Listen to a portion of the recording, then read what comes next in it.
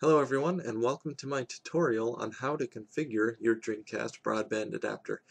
Now, unfortunately, when you get your broadband adapter for your Dreamcast, it doesn't just magically work. There is some configuration that you need to do first. Now, this video tutorial is going to show you how to do that, and also how to gather the information you need in order to configure it. So without further ado, here are the requirements for this tutorial. So first off, you're going to need a computer, and this is pretty obvious, but this tutorial covers specifically computers running Windows 7, Windows Vista, and Windows XP. You're also going to need XDP browser. Now this will work with other Dreamcast web browsers, but I'll just be covering XDP in this tutorial because it is the easiest to acquire. Alright, so before we actually get into setting up the hardware and configuring it, we'll need to gather some information about your home network first. So in order to do this, you'll need a computer with Windows 7, Windows Vista, or Windows XP. You can do this with other operating systems as well, but I'll only be covering those three in this tutorial. So first thing you need to do is go to the Start menu and type in CMD. If you're using Windows XP, you'll need to go to Start and click Run and type in CMD and then tap Enter on the keyboard. So once you do that, you should see a window like this, which is the command line. So just type in ipconfig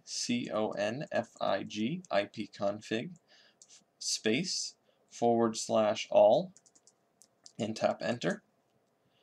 So once you do that, you should see a bunch of information like this. So just scroll up until you see something like wireless LAN adapter, wireless network connection if you're using a wireless connection. If you're connected using a wired connection, you should see something like Ethernet adapter, local area connection.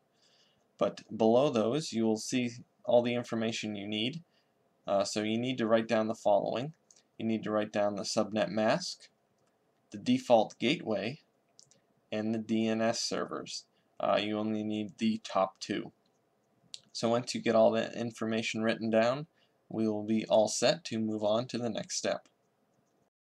Okay, so now that we have all the information we need, we're now ready to configure the broadband adapter. So in order to do this, I'm using XDP browser. If you don't have it, you can download it from the link in the video description below. But once you have this booted up on your Dreamcast, click on Original User Agent. Once everything is loaded up, you can go up to the top and click on the Options button.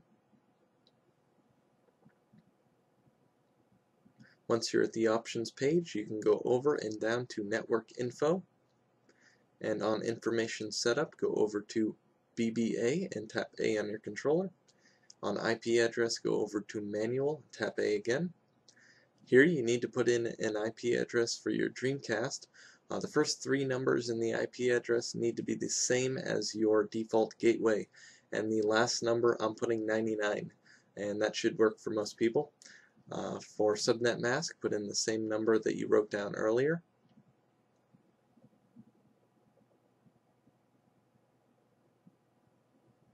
And right below that, put in your default gateway. So once you have that in, go down and tap A on OK, and go down and over to Forward, tap A again, and here you'll see the DNS server boxes. You can type in the DNS addresses that you wrote down earlier.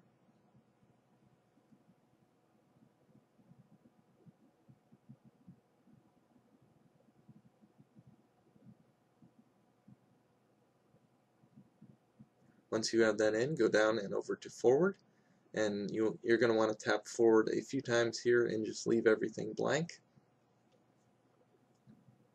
And once you're at this page, click on the OK button under Store Password and tap OK again, and click Forward on this page, which should say everything has been saved to your console, and go down to OK and go down to Save. So now you're all set to test out the connection. So in order to do that, go down to the URL button, click on that, and type in a web page address such as google.com. Tap OK, and go over to Yes when prompted. and if everything goes well, you should see the page that you typed in. And that concludes my tutorial on how to configure your Dreamcast Broadband Adapter. I hope this video helped a lot of you out in getting online on your Dreamcast and being able to do some online Dreamcast gaming with PSO and Quake 3 Arena. If you have any questions, feel free to ask, but the best place to get support would be to go to the Dreamcast-Talk forums.